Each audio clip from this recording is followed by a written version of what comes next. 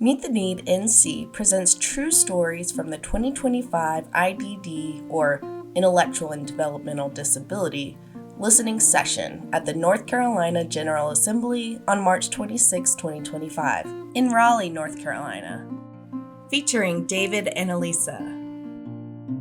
Quoting the presenter Alisa Ginyard, "We tend to think that we can be everything for our kids, but we know that we're not meant to walk this out alone.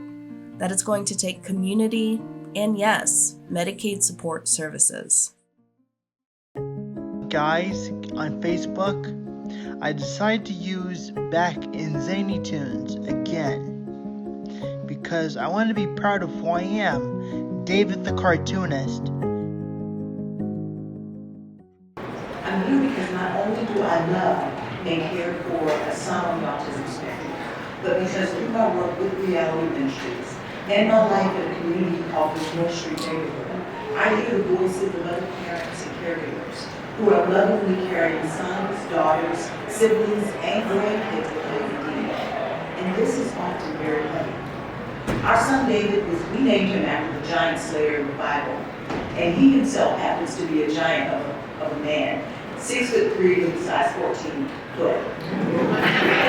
He was officially diagnosed with autism at age 4, and we became super parents, experts on autism, and we found the best doctors in schools, believing that our efforts could fix things. We believed that this was our mandate as parents. We never even wanted to consider government resources at that time. Our children, our responsibility. We were young Black professionals. Nobody could accuse us of living off of the system. When our son was around 13 years old, we began to understand that we might be a little in over our heads. He started having rages. He was smashing his fist into walls and the glass shower door, and even into my arm a few times. There were times when I was home alone with him that I actually would lock myself in my room.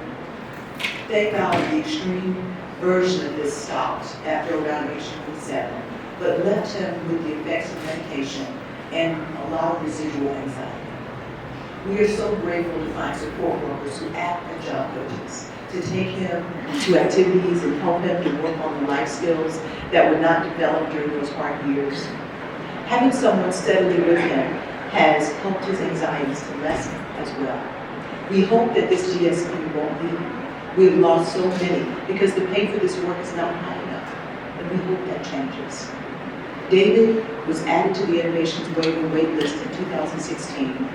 We have a ways to go, but we're hopeful that on the waiver, he will have strong supported living services, but we are no longer here.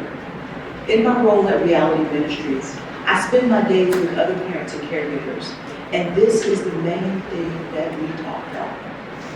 Who will do what we do when we cannot?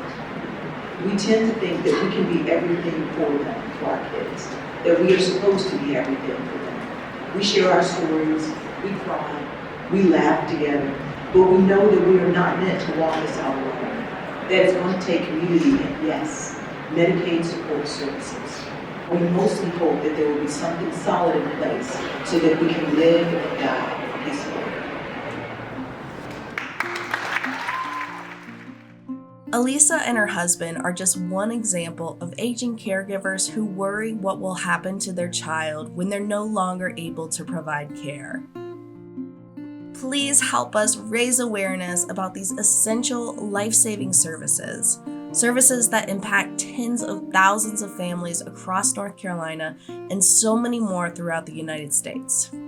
Your support means the world to us and to families like David and Alisa's. This video was created by Meet the Need NC, LAND, Leadership Alliance for Neurodevelopmental Disabilities, and has been an Embrace Access production. This video was made possible by funding through the North Carolina Council on Developmental Disabilities.